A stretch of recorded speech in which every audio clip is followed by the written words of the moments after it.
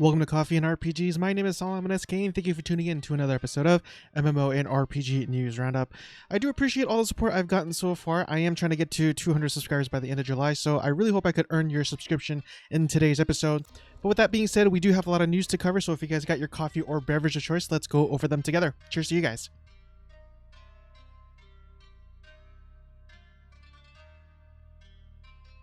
So really quick before we begin, over from Destructoid.com, they do have an article saying that you have 2 days to pick up a free copy of Watch Dogs 2 on PC, and the promotion will run until July 15th, and you will need a Uplay account to get this free copy. So to start things off, we will head over to massivelyop.com and go over a few articles from there. And the first one here being from Lost Ark, and they're getting rid of gender lock, finally. They're going to add the Scouter class as well as prepping for a global release. And in the first part of the article, it does say that they did begin closed beta, but only for Japan. And it does go on to say that if you actually head on over to their subreddit page, there is an image here from their official, I guess, Facebook moderator, and it says, "We are currently working hard to prepare for global release.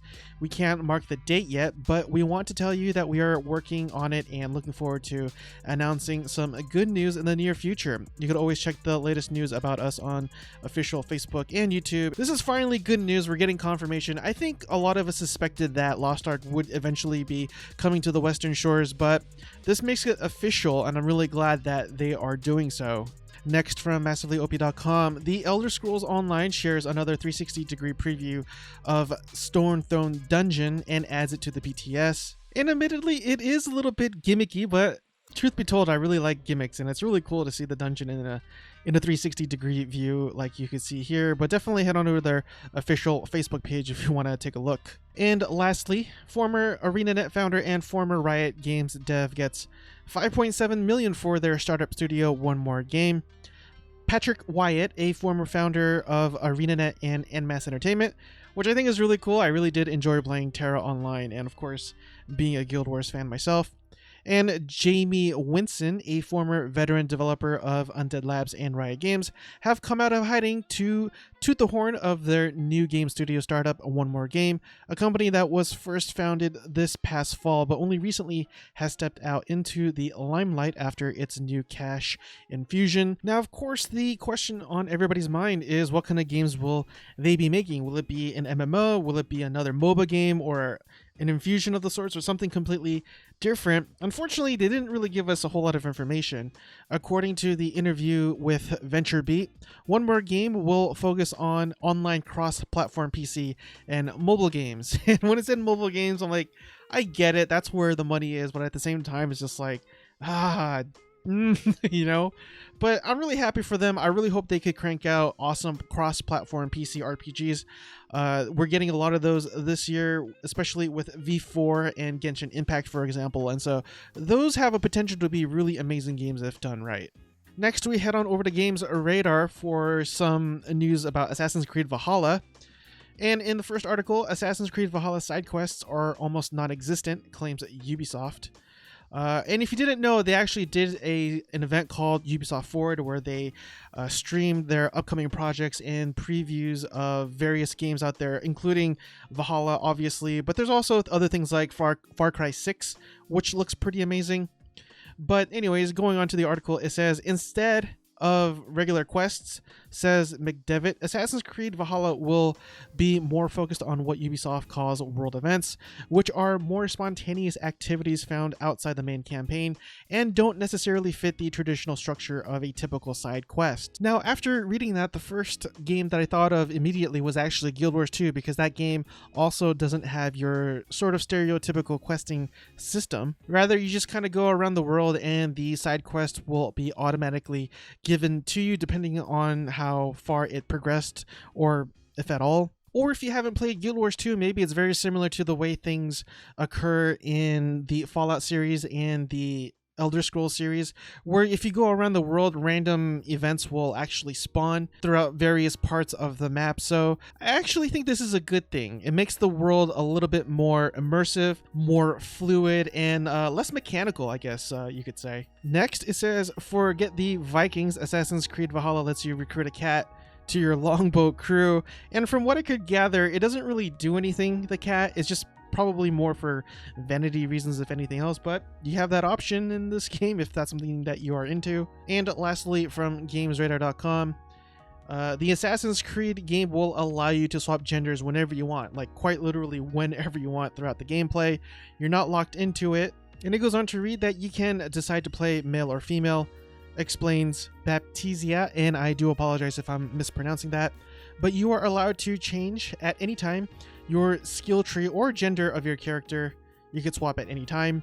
Now, for me personally, I kind of feel as though that kind of takes away the immersion of the game a lot, actually. And but I'm not complaining necessarily, because I think more customization is definitely a good thing. But at the same time, I feel like why stop there, you know, if you know what I mean. But that kind of goes into political territories, and this isn't a political channel, so I'll leave it as that. But if you want to give your 2 cents, you're more than welcome to in the comment section below. Next, we will cover some of the articles from Gematsu.com, and still talking about Assassin's Creed Valhalla. It says that it will launch on November 17th for the PlayStation 4, Xbox One, PC, Stadia, wow, even Stadia, and coming soon to the PlayStation 5 and Xbox Series X. And it does say down here that 30 minutes of gameplay walkthrough released, and I actually did see all 30 minutes, but admittedly, the most interesting thing that I found was the settlement system. And I don't think it's going to be like a sandbox settlement system that you get in Fallout 4, for example. But it does say that you could grow your settlement, construct and upgrade buildings that allow for deep customization, including barracks, blacksmith, tattoo parlor, and more, recruit new members to your clan, and personalize your Viking experience. And to me, that actually gives it an extra depth of immersion. I don't know why, but I really do like these sort of things where you could actually call a place home. Next, from Gematsu, Nier Reincarnation closed beta test for July 29th to August 5th in Japan. Debut trailer details and screenshots were also released, and the beta will be for both the iOS and Android, because remember, this is just a mobile title, but in case you are a Nier or just an overall Square Enix fan, I suppose, this is something that you could look forward to. And lastly, from Gematsu, action MMORPG Cosmicbreak Universal announced for the PC. It goes on to read that Cyberstep has announced Cosmicbreak Universe in a new and improved international version of the discontinued action MMORPG Cosmicbreak, with revamped features, updated graphics, and a game balance overhaul. It will launch worldwide for the PC via Steam in 2020 as a free-to-play title with in-game purchases, with support for English, Japanese, and traditional Chinese language options. And admittedly, as you can see from the trailer that I have playing above, it still looks very dated. Next, we will cover some of the articles from MMORPG.com. First one, anime action MMO NosTale receives largest content update thus far. And this largest content update is being called Act 7 Part 2, Storm of the Celestial Spire. I've actually never heard of this game before, so that's why I like covering things that are new to me, but admittedly this game also looks a bit dated like the previous game that I just covered. At face value, it kind of looks like a fusion between Ultima Online and maybe MapleStory in a way. Next, Life Beyond studio Darewise Entertainment secures 3 million euros in seed funding, and if you are from the US like I am, that comes out to $3.4 million in USD. Life Beyond, originally called Project C, is billed as a persistent open-world co-op survival MMO by the Paris-based studio. While no release window has been announced, you can check out the alpha right now via Founders Pack from the game's website. And lastly, from MMORPG.com, ArenaNet provides update on Guild Wars 2 World vs. World performance testing. And it goes on to read that the test was on July 10th. That saw a temporary reduction in map caps in World vs. World in North America and Europe. The new cap was 7 per team, a reduction of 21. This week, the team is set to monitor the impact of this reduction and gauge feedback. This was brought on by the skill lag issue plaguing World vs. World. The team noted that the fix for the issue is not a quick one, rather will take some time to pin down and sort out. To that end, this temporary reduction in cap is not a long-term solution. They will be continuing investigating to see where the player feedback and their data takes them. Next, we head on over to Destructoid.com for just one article. Sam Fisher returns in a mobile crossover title called Elite Squad. And it just goes on to say that it was revealed during Ubisoft's E3 2019 press conference called Elite Squad, and it's a tactical RPG that utilizes a roster of stars pulled from various Ubisoft franchises. The Division's Megan and Ghost Recon's Nomad and Reaver are also included in the game, but I do have a sneaky suspicion that this isn't the game that Splinter Cell fans wanted. It kind of reminds me of the whole Diablo game going on over to the mobile platform and getting booed, and the guy saying, "Don't you guys have phones?" But anyways, that's neither here nor there.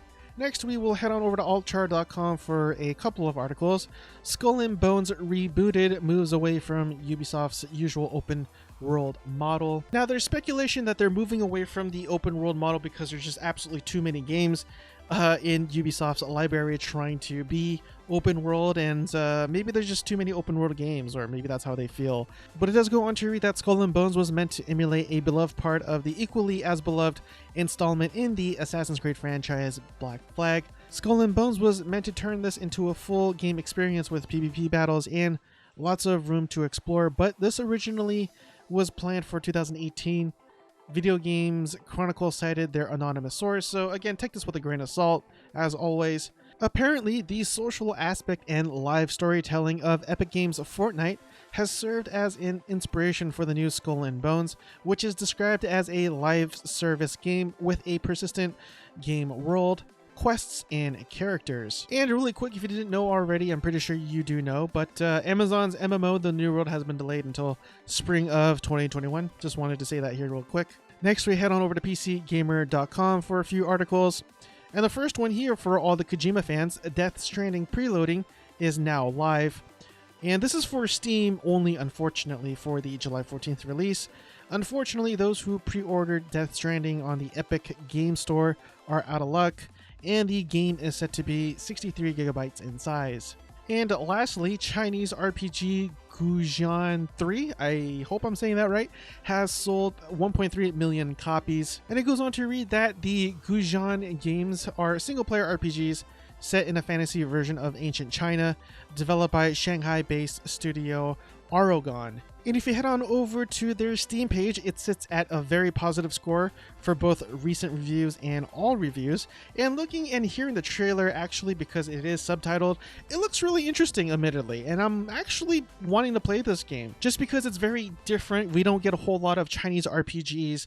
They're mainly American or European or especially Japanese RPGs that we're very familiar and used to. And that concludes today's episode of MMO and RPG News Roundup. I do appreciate it if you made it with me so far, because the watch time does help with the algorithm, and I really hope that I have earned your subscription in today's video. If so, please consider hitting the subscribe button and the bell notification, as that also helps the channel tremendously. At the time of recording of this video, I'm up to 170, so I really do appreciate your guys' support. But in any event, I will let you guys go. Hope you guys have a blessed night, and I will see you guys next time. Cheers again, everyone.